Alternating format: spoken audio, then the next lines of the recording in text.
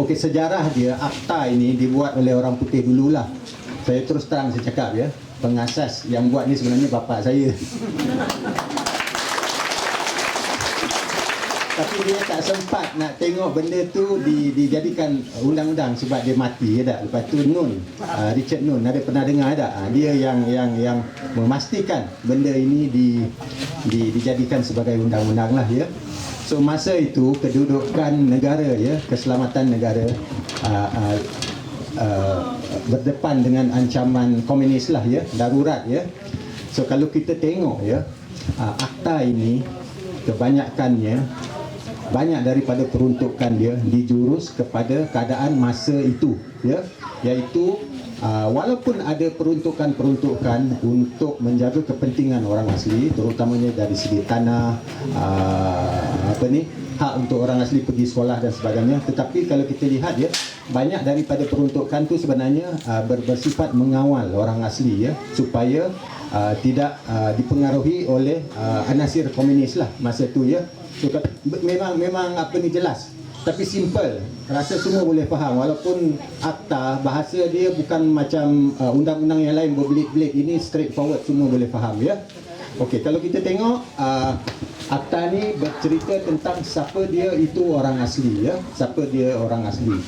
Orang asli dia tak cakap siapalah, dia cakap orang asli, keturunan orang asli. Orang asli adalah seorang yang merupakan yang lahirnya dari penyatuan antara bapa orang lain, mak orang asli, ataupun seorang bangsa lain yang dijadikan sebagai anak angkat kepada orang asli. Macam itulah ya. Dan dia kira orang asli itu sebagai orang asli selagi dia mengikut cara adat orang asli, hidup bersama orang asli dan bertutur bahasa orang asli lah ya. So dia tak cerita situ orang asli itu adalah orang Semai ke, orang Temuan ke, orang Jahai ke, tak ada. Dia tak cerita semua itu. Dia cakap dari segi konteks cara hidup kita, cara hidup orang asli. Apa cara hidup orang asli itu dia tak terangkan lah ya. Sama ada menyumpit ataupun buat ladang dan sebagainya, dia tak terangkan ya. Dan kita kena bertutur dalam bahasa orang asli lah. So kalau bahasa orang asli itu orang Temuan, bahasa orang Semai, bahasa saya orang Semelai dan sebagainya lah ya. Lepas tu dia cerita tentang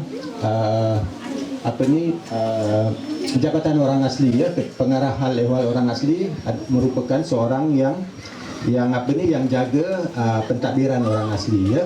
Lepas tu dia cerita pasal tanah ya, ada berapa section yang ada, yang mustahak yang kita tahu.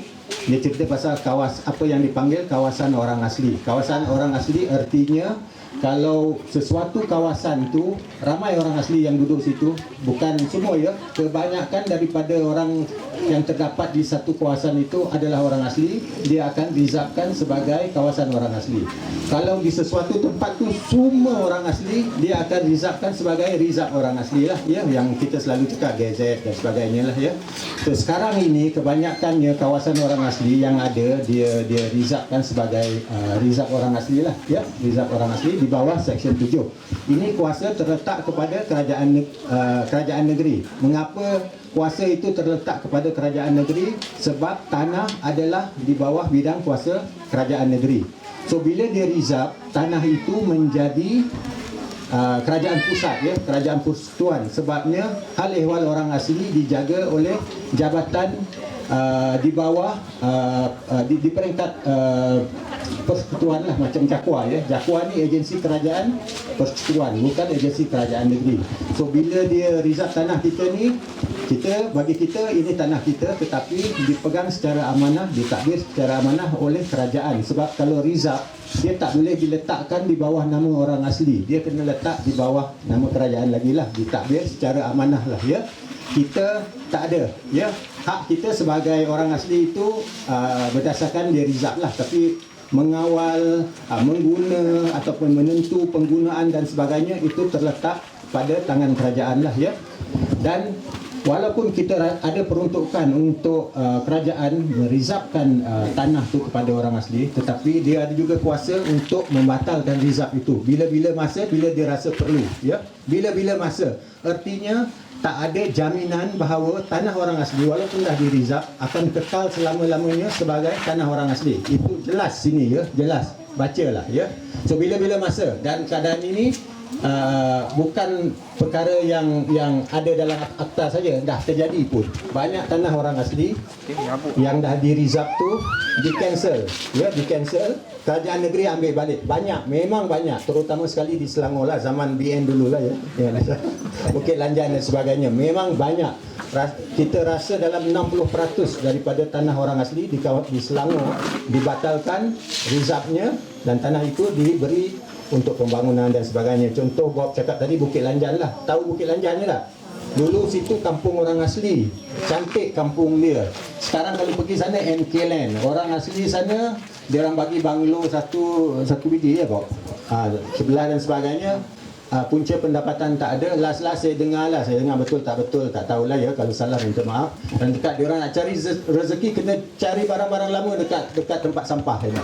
Bayangkan sebuah masyarakat yang berwibawa, yang ada akses kepada sumber alam semula jadi, kekayaan dan sebagainya, diturunkan martabat dia menjadi sebuah masyarakat yang kena cari rezeki di kawasan sampah. Bayangkan ya, kalau kita tak ada respon.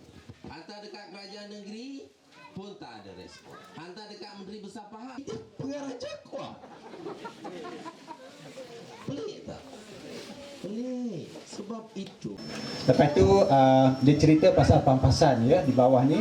Dalam akta ini bukan pampasan, hak kita terhadap tanah kita itu adalah sekadar orang putih cakap tenant at will. Kita ni sebagai penumpang saja ya, penumpang ikut aksan kerajaan. So kalau kerajaan cakap dia nak ambil balik tanah kita, dia ambil balik lah ya. So adalah peruntukan untuk pampasan. Pampasan pun bukan harga tanah dalam akta ya.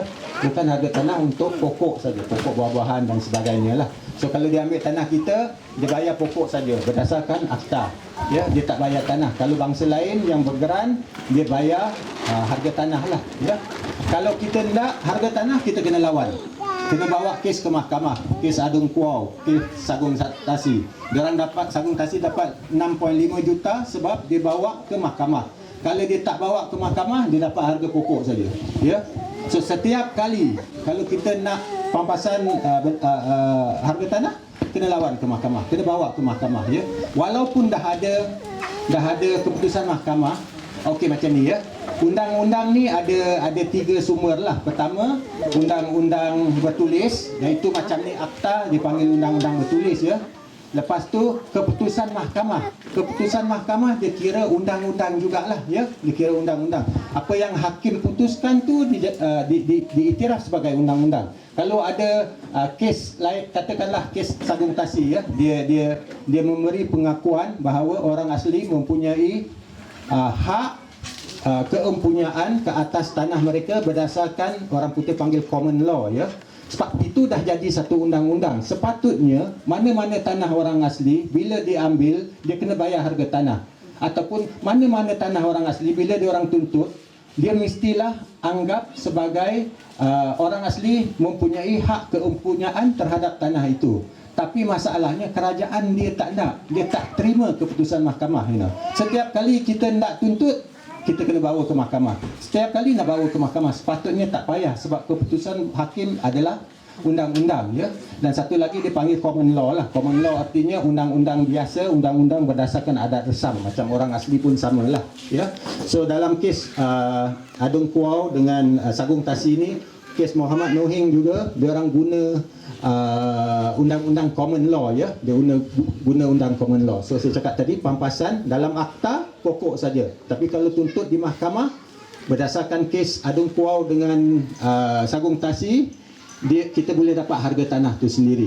Lepas tu yang lain tu banyaklah ya. Orang asli boleh duduk di kawasan Rizab Melayu, boleh duduk kawasan Rizab Margastua, boleh duduk kawasan Tadahan Air dan sebagainya. Kita boleh duduk saja ya. Tak boleh memiliki, tak boleh mengawal ya penggunaan tanah tersebutlah.